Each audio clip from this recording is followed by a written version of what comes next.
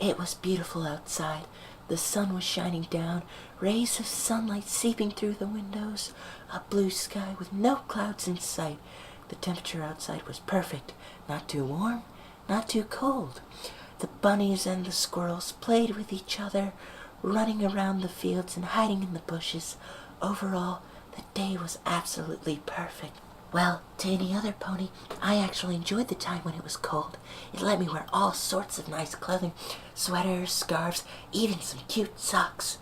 I always got strange looks whenever I walked around town with my socks on, mostly from the stallions around Ponyville. All I could really do was smile at them and walk away, continuing on with whatever business I had to do. Whenever I got home, I would take off my sweater and my scarf almost immediately. I didn't want to warm myself up too much. That wouldn't be good at all. I kept my socks on, though. They were always so comfy.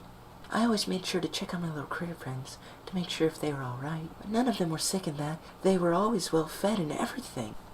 Then I would always go into the kitchen and prepare a nice warm bowl of soup. Oh, soup. I really love soup. The steam it produces, the lovely smell, the absolutely fantastic taste. There's nothing I don't love about soup. The color, the many different types of soup.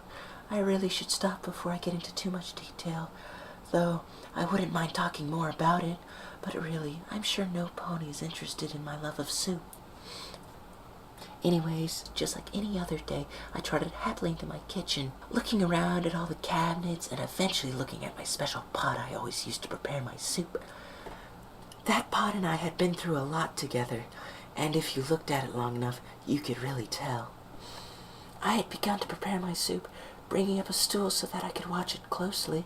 I had to make sure it was perfect, and I watched the beautiful liquid inside the pot patiently. I started swaying my tail from side to side as I waited, almost as if I was wagging my tail happily. It looked so delicious. I almost couldn't wait for the fun I had planned, and I nearly grabbed the pot right there.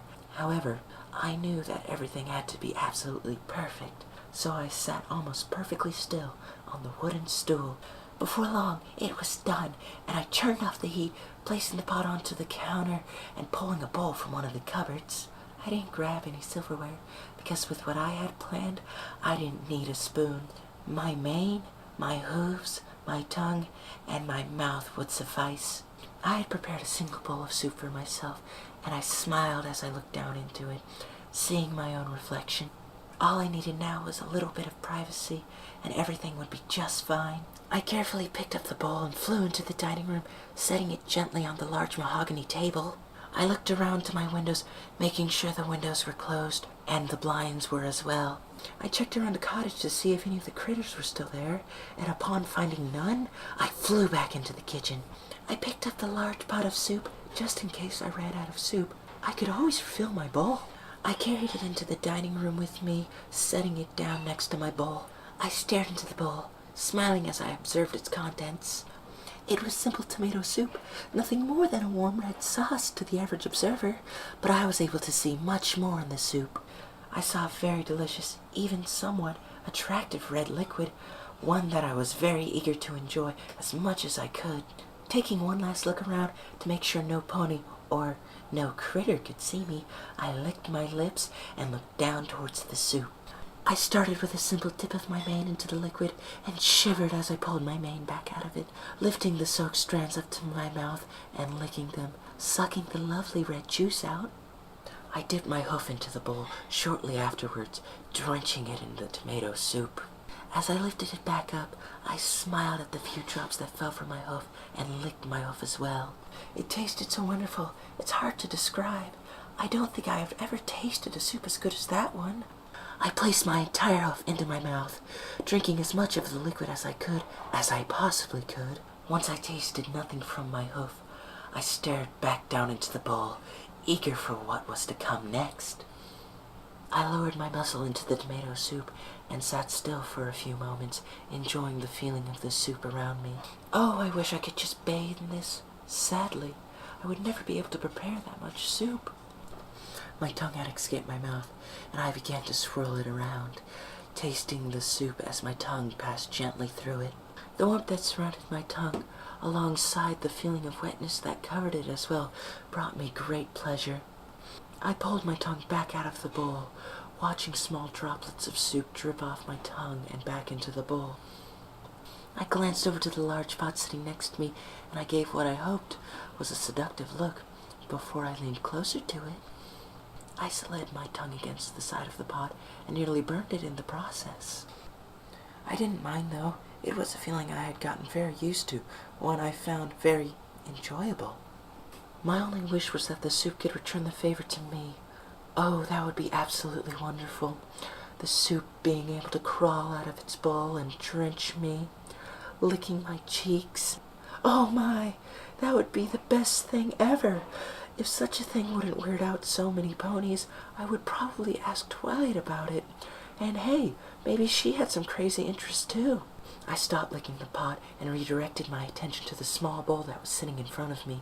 It looked absolutely amazing. All I could do was dip my muzzle back into the bowl, slurping the soup and letting my tongue out yet again to enjoy the soup. Before long, the bowl was empty. I looked over to the pot and grabbed it, using it to fill my bowl yet again. I stared down happily at my bowl, ready for a second round of the soup. I rubbed my cheeks against the bowl's sides, licking around the edges of the bowl. I occasionally dipped my tongue back into the soup, almost as if I was trying to tease it. Before long, I couldn't help myself from burying my face back into the delicious soup, and so I did, the red liquid splashing all over the table and onto my body. I licked the bottom of the bowl and closed my eyes, lifting up the bowl of soup so that it would be able to face me. Some of it had managed to spill out of the bowl and onto my legs, something I did not mind at all. The incredibly warm feeling of the soup dripping onto my legs excited me greatly.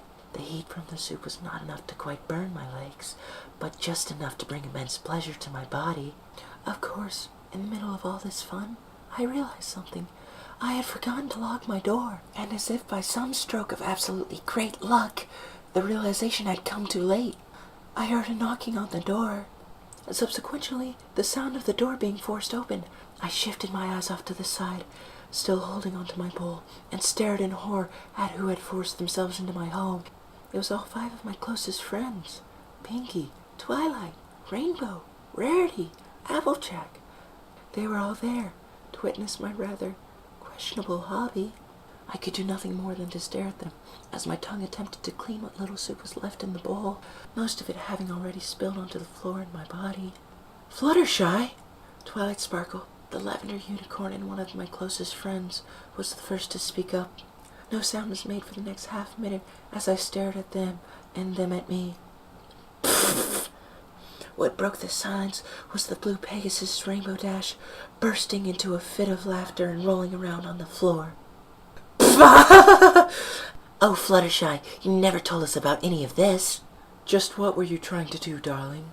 The white unicorn, my friend Rarity, was the next to speak. Out of all 5 of them, she seemed to be the most bewildered by my actions. Pinkie Pie and Applejack didn't have any words for what they had just seen, and so they chose to remain silent, simply watching everything unfold in front of them. I placed the bowl back onto the table, licking my lips before once again managing to get a few words out. I was just enjoying some soup.